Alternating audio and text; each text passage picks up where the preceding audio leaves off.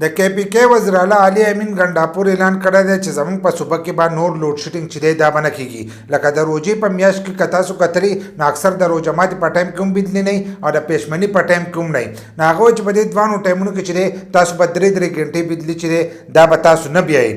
لکه 3 ګنټې چې دی دا به د روژه ماتي په ټایم کې نه ځي او 3 ګنټې چې دی دا به د پېشمني په ټایم کې نه ځي. که په تېر شوي روژو کې تاسو کتري نو د پېشمني په ټایم کې هم بجلي نه وه او د روژه ماتي په ټایم کې چې دی هم به بجلي تله.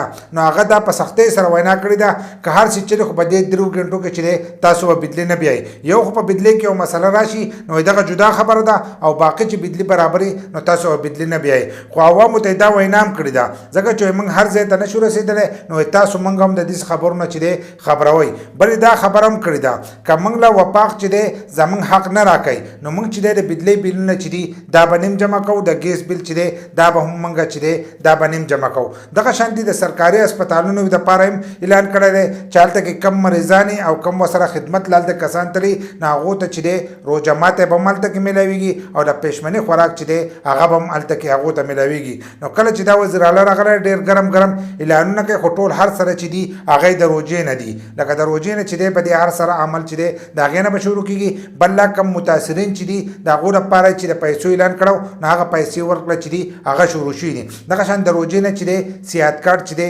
دا به هم شروع کېږي.